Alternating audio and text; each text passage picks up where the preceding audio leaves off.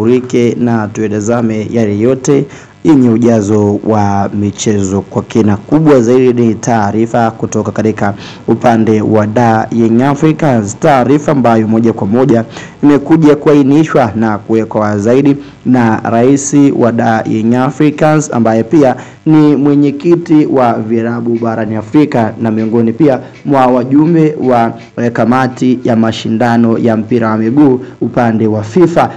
So ni moja ya viongozi wakubwa katika soka la Afrika na ulimwenguni kote kwa sasa, ambaye pia ndiye kiongozi na ndiye rais wa Young Africans. Huu hapa namzungumzia Engineer Hersi Said. Engineer Hersi Said, baada ya mambo mengi kuwa yanajiri na kuwa yanaonekana katika upande wa kikosi hichi juu ya usajili mkubwa ambao Yanga waliweza kufanya katika dirisha kubwa, lakini usajili huo up to now kiukweli idadi ya usajili wengi wameshindwa kureserve na kutoa kila ambacho kila mmoja alikuwa anategemea katika upande huo. So jambo hili limekuja kuwaibua wengi na kila mmoja pia akawa na maoni yake katika hichi ambacho tunakishuhudia na hichi ambacho tayari pia tunakiangaza vilivyo katika upana huo na katika upande huo. So ukitazama Simba ambayo ilifanya usajili pamoja na Young Africans, zote kwa pamoja ndizo timu ambazo zinaliwakilisha taifa la Tanzania katika michuano ya ligi ya mabingwa barani Afrika, lakini watu wengi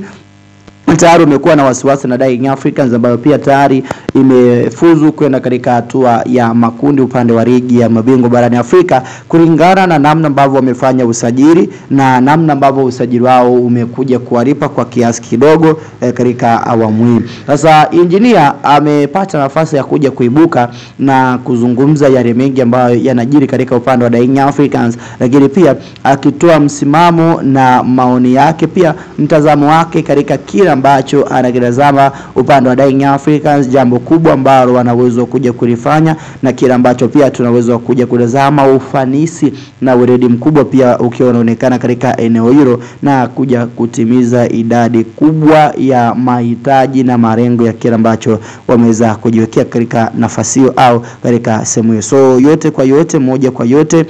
Engineer Said amekuja kuondoa utata. Kwa taarifa ambayo nitaomba ni nukuu maneno ambayo Engineer Said ameweza kuyazungumza. Yeye ameweza kuweka zaidi kwamba mashabiki wa Young Africans katika kipindi hichi wanapaswa kuendelea kuwa wavumilivu na kuzidi kuisupport timu yao katika kile ambacho tayari kipo mezani. Anasema sio wakati wa kulaumiana kile ambacho kimetokea katika dirisha la usajili, kwa maana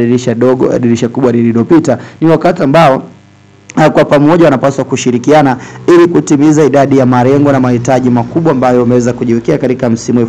2025-2026 ili kuhakikisha kwamba timu yao inakuwa bora na inazidi kuwa imara zaidi na kutimiza kila ambacho kila mmoja pia anahitaji kutazama katika ufanisi huo, na kila mmoja pia kila ambacho anahitaji kutazama katika eneo hilo na kila ambacho tayari kipo zaidi katika eneo la kutimiza mahitaji na malengo makubwa ya kila mmoja anachokiwania na anachokisubiri kutokea katika